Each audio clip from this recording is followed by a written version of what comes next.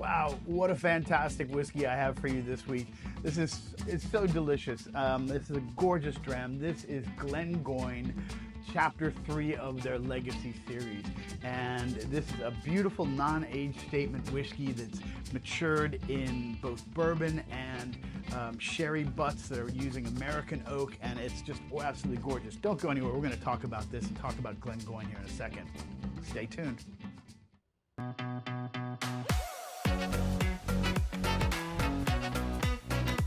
Welcome to Love-A-Dram, Scottish whiskey evangelism.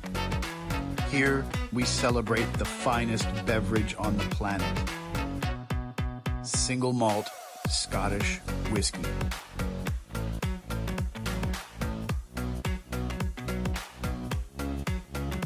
Wouldn't you love a dram? Hey everybody, welcome to Love-A-Dram. I'm Jonathan, and this is our Whiskey of the Week for December the 16th, 2024. This is Glengoyne. Glengoyne is a fantastic distillery located in the Southern Highlands in Western Scotland. It's right outside of Glasgow, and it's a beautiful, beautiful location, and it's... The name Glengoyne in Scottish Gaelic means the Valley of the Geese, and there are a lot of migratory geese that do show up down there in that part of Scotland.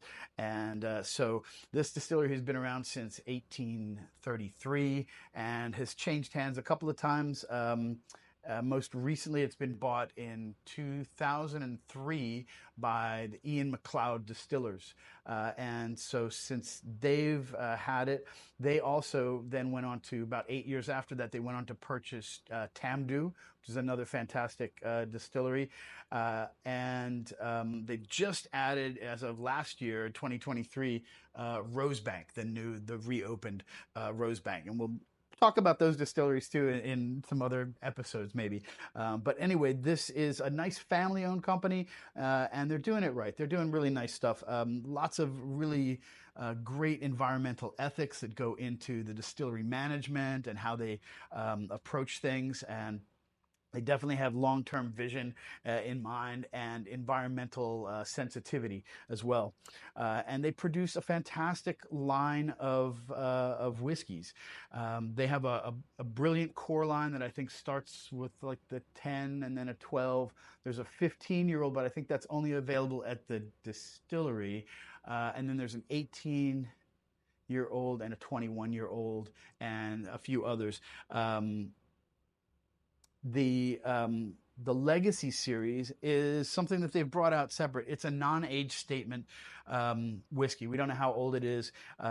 We do know that this was bottled in 2022, this particular bottle, but we don't know when it was put into the casks or how long those casks sat there. And there's probably some young whiskey in there, and then there's probably some really nice old whiskey in there. It's a nice mixture. All of this whiskey was matured in ex-bourbon and refill sherry butts. And so these different casks come together, and the sherry butts actually are made from American oak rather than European oak. So very interesting flavors and nuances. So the trees grown in the United States, shipped over to Spain, had made into cask, had sherry put in them. Eventually this made it back up to Scotland, and now they're being used to store whiskey and to age whiskey. So this is a beautiful dram. The Legacy series is, this is the third release that they've done, third chapter. I have not had chapter 1. I did have chapter 2. It was fantastic. And the casks that they used in chapter 2 seemed like they used a lot more different casks. And maybe it's just because the information that they put on their website is not very good. But the chapter 2 had a lot more different cask interplay and lots of different types of casks that went into making that. And that didn't show that from my research that I did on this chapter 3. Nevertheless, it's a great whiskey. It's absolutely delicious. It's got a gorgeous, really deep amber color, very rich, slightly oily. It's a nice consistency to it. The nose, you get some prunes, some oak. There's some sweet fruit in there as well. Mm. On the tongue, oh, it's beautiful. Um, really nice sweet fruits like maybe some raisins, some prunes, um, and some nice sort of oak spice that sort of balances out those sweet flavors really nicely. So you get, you know, a little beautiful dram, but it's very cultured. It's not just sweet, it's sweet, but it's also got some really nice texture to it. It's lovely, and it's a really nice lingering kind of an oaky finish to it. Um, so this legacy series was done to honor um, an original excise man who was stationed at Glengoyne. So the excise men were there to collect taxes and to kind of uh, tramp down on you know, illicit distilling and smuggling and all that kind of stuff. So the guy that they were honoring is named is Arthur John Tedder, and he started there at Glengoyne in 1899. He later became knighted, so he was Sir Arthur John Tedder. And he was actually one of the people who, in the very early days of whiskey, when they're trying to define what is whiskey and what is not whiskey, he was one of the people that was very instrumental in doing that and making that determination. And there was a big kind of a big fight between people who were like, no, whiskey must be made in a pot still and in single batches, and then other people are like, no, it can be, you know, made in different, you know, different stills, and it can involve blends.